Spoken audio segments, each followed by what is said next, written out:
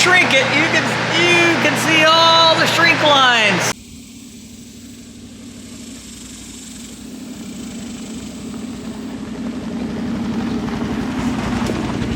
Welcome back, folks, to Random Rod Shop.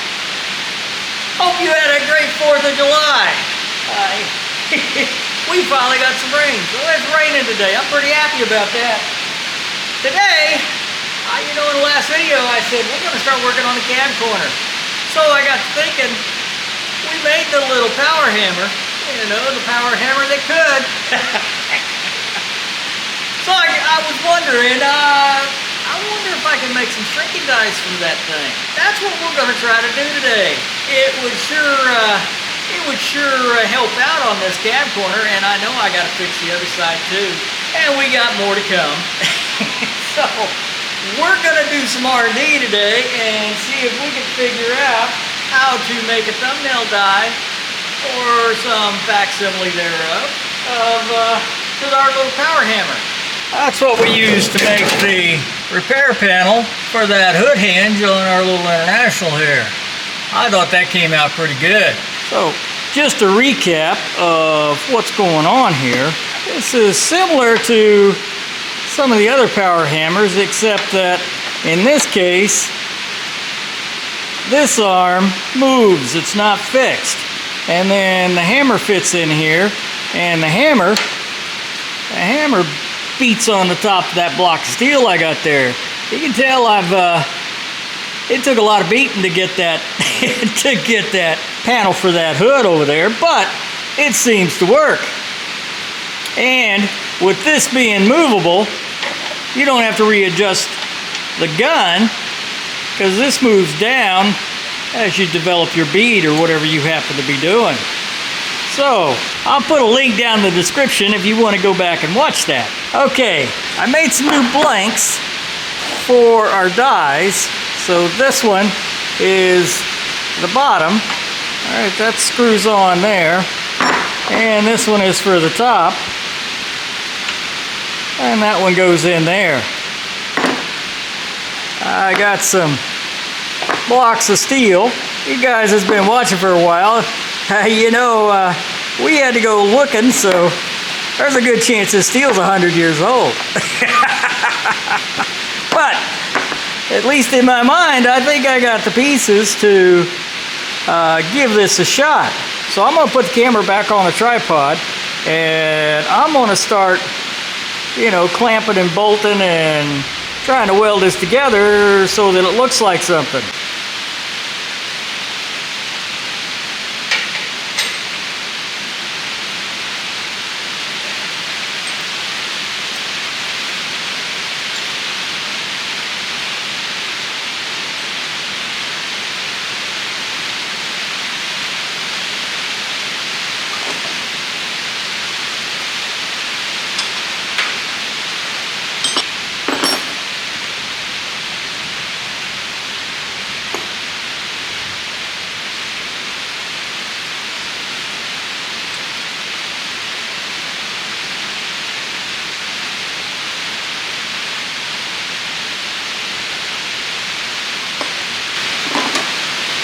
Okay, so my thought is this is gonna be the thumb. So I just gapped that. And I'm gonna weld that thing to the blank I made, and then I'll weld a bolt or something up here, so it'll make the thumb. As near as I can tell, that thumb isn't that critical. I've done a lot of reading, and digging into patents and things like that. The thumb, its whole purpose is just to make it tuck, right? So you run it under that, you put the metal in, the hammer makes the tuck. The trick is that female receiver in the back, or sorry, the top die, that's the female receiver.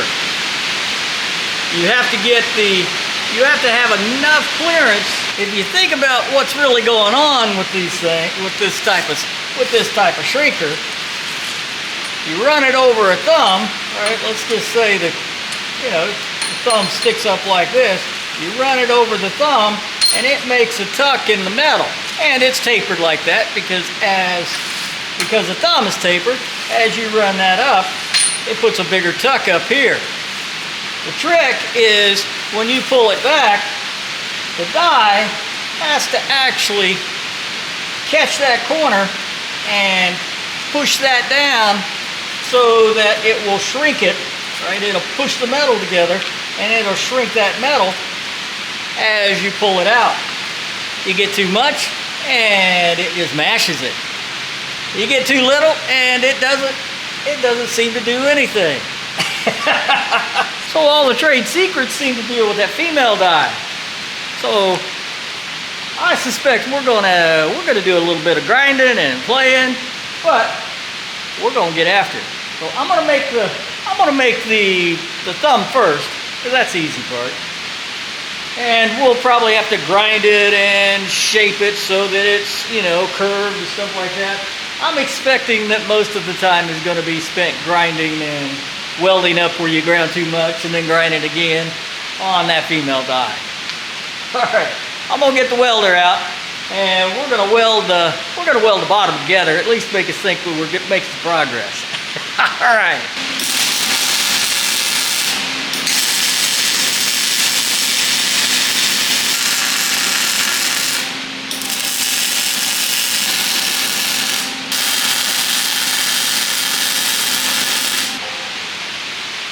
Alright, I found a little piece of metal here.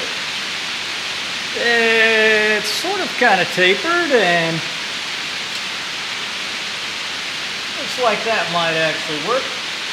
The thing about the other thing is, here as I can tell, you can't expect it to do a whole, you know, you can't expect it to do the same thing a big pull max will do or something. So this is like a mini mat, a mini pull, a pull mini. So I think we'll get that welded on there, and that'll make just a little tuck, and maybe we'll have some level of success in this thing actually shrinking metal. You know, so I went ahead and ground the top of it. All right, I think we get that welded on there, and if it's not, you know, if it's not big enough, that's a good thing about this. You can just weld it up and grind it back down. All right, let me get that welded up, and we'll grind on it a little bit, kind of guess at the shape. Then we need to work on this one. You might notice this is the one that's causing me the most concern. All right, I'm gonna get that welded up.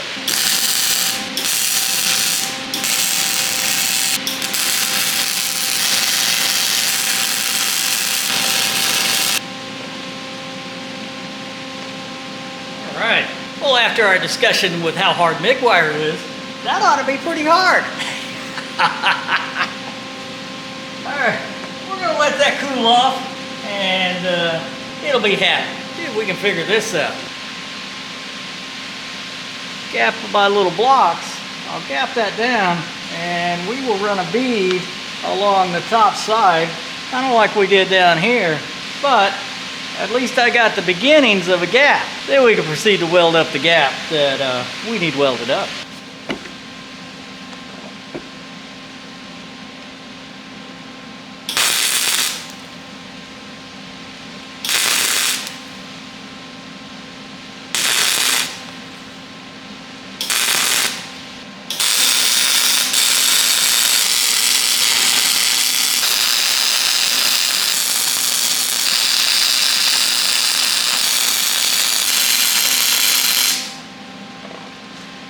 All right, we're gonna let that cool and I'll get back in a minute. All right, yeah, I think it's cool enough now. So here's where, here's where we just, start guessing and weld with the understanding that, we're probably gonna have to do it multiple times. So I think I need to fill that up right there from here to there. And then we'll need to open this up here to fit over this thumb.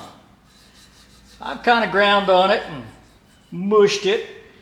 Man, that's an awful big thumb right there. I don't know if this little hammer can handle that size of thumb, so we may have a lot of grinding ahead of us. Right now, I'm gonna get this welded up.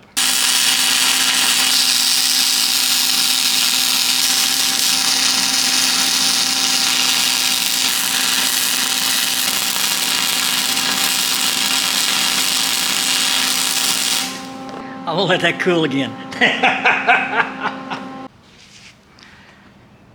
All right, now it's cool. Now we need to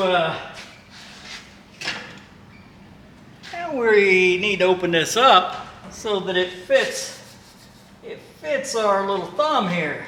So when I mounted this earlier and made a mark on it, and so somewhere about 5.5, 550. So I need to open up the end of this to 0.55, and it needs to taper back and taper in. So I'm going to use the cutoff wheel here and just kind of eyeball this thing, because in the end you got to keep in mind that you have to leave enough space for the metal you're trying to bend, so it can't be tight.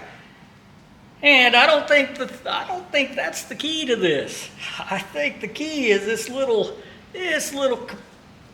compression area right here. So let me get this cut out.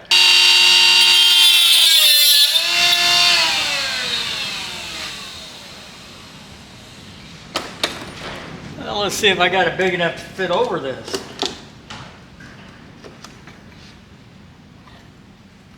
It's still just a wee bit warm.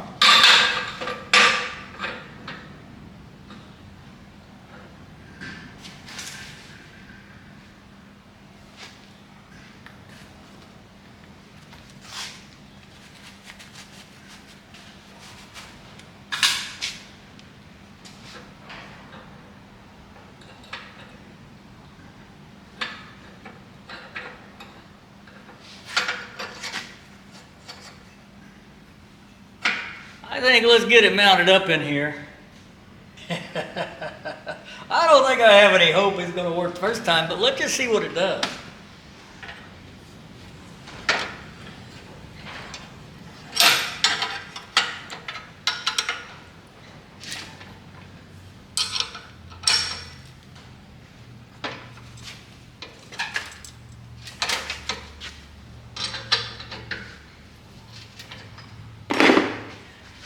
All right, so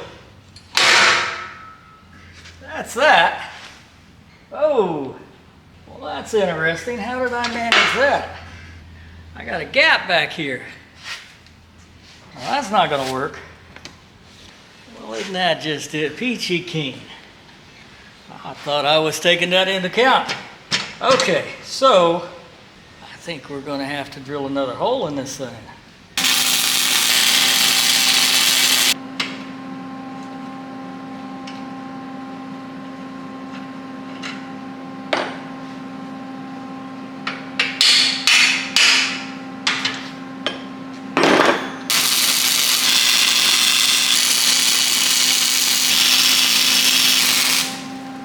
Well, let's see if that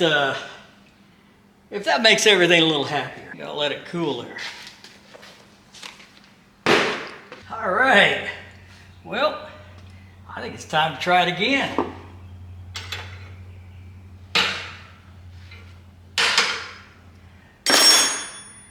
It looks like I may need to round this back off, but I think we're going to play with it first. Let's see if we can get this air gun in here.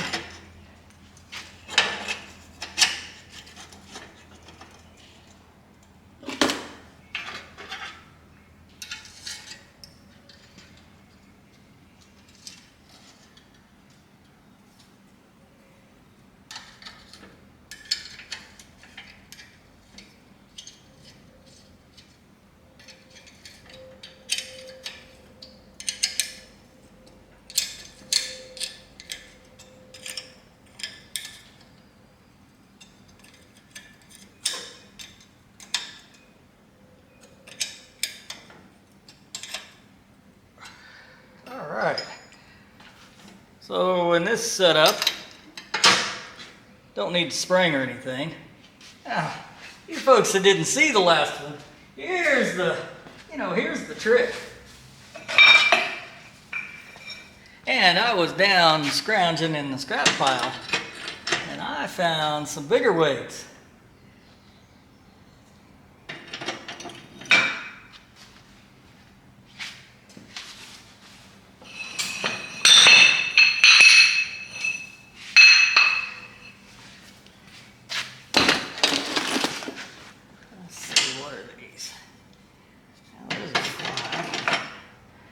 Looks like I need to put that over. Need to move that rod down just a touch.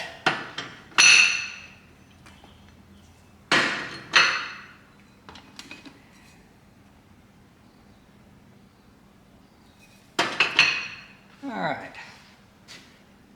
So everything being equal, that's 30 pounds on that.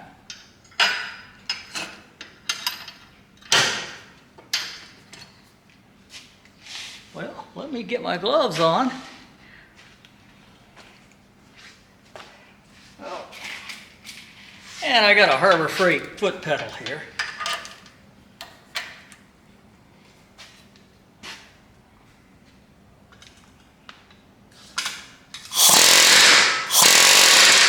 All right, looks like it's going to work. Now, what do you think the probability is this thing's actually going to do what we want it to do? I suspect not. The number's not very high. Let me go get some regular body metal so that we don't start out with the shelving material. All right. Well, let's see. Let's see what we got to work on here. The International just keeps on giving. So this is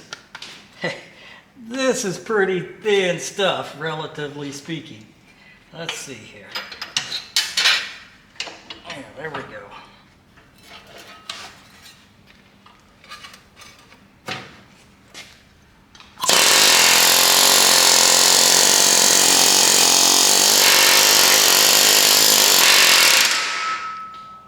Okay.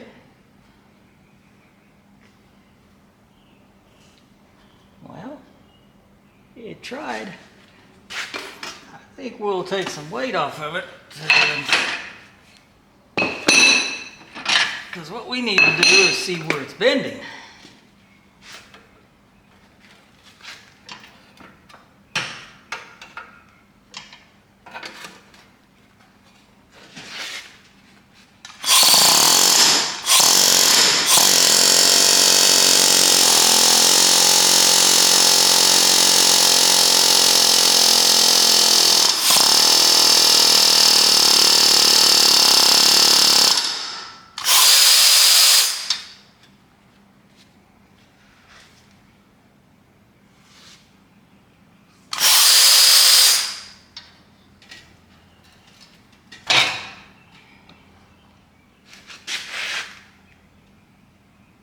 Ah, it's putting it in a bind. Looks like I need to open up the gap.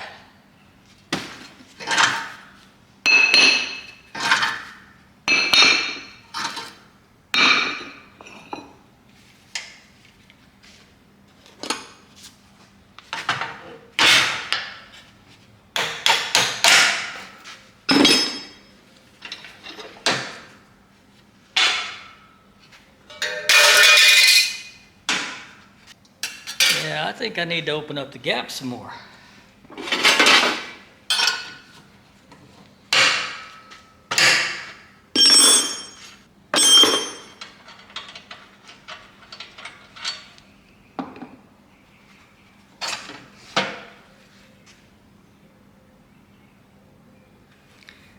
Let me open that up.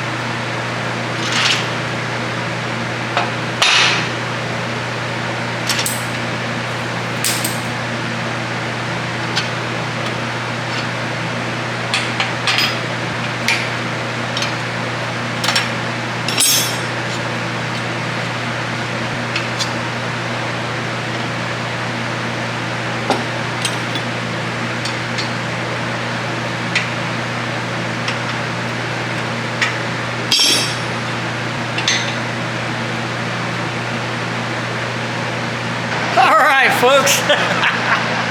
What'd we learn today? Well, we learned that we could do it.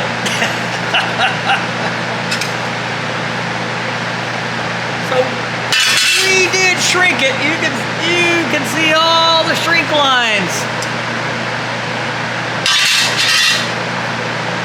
all along there. So it was definitely shrinking. Here's the two dies we ended up with.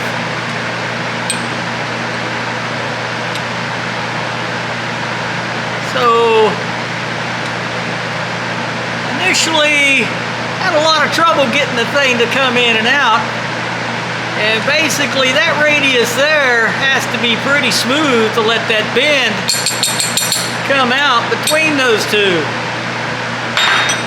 And if you're really paying attention, you might have noticed what the problem is. So my little hammer beat the living shit out of this metal. And you know, it didn't occur to me, but that's exactly what the air hammer is supposed to do, right? So that metal's touching. So every time it comes down, it just beats and beats and beats and beats and beats. And what it's trying to do is trying to mash that stinking metal, which is what it did, by the way. Mashed it thin enough that it started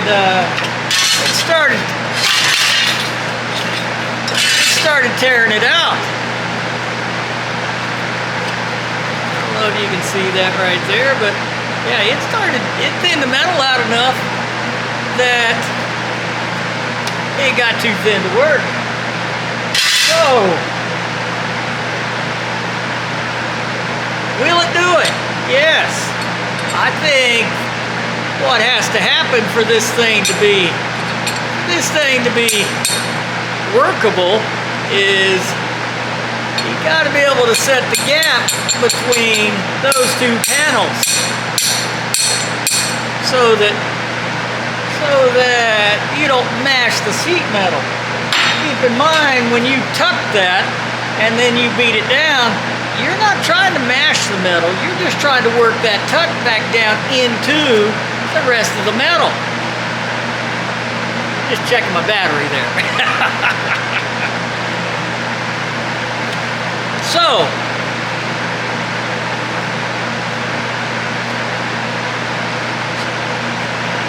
it would have been nice if I would have thought about that before the day started. It looks like we're going to have to make the cab corner the old way. I have to get the chainsaw out and go cut me a piece of wood. It rained today, so I can't just use the dirt. You know, we got pretty hard ground around here. All right, well, we learned something. Disappointing, but exciting. It will do it. Now, the interesting thing is, because it's hitting, I don't know if it will do more than that, but given the power, I think I ended up with, let's see, 10, 20, 30, 40 pounds of weight on that thing.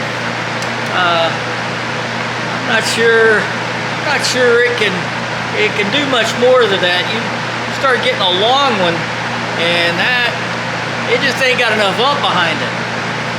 So, but relative to what I was wanting to do, that would probably get me a long ways there. But it thinning out the metal ain't gonna work. Well, I guess we'll put those on the shelf and just remember we got them, just in case we can figure out something else to do with them.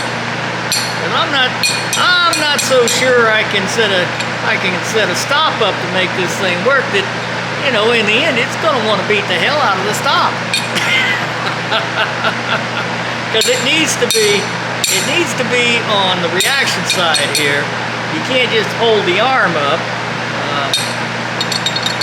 because you lose power, but the stroke still happens. So, unless somebody has a better idea, I don't think this little air hammer can actually do a thumbnail dive.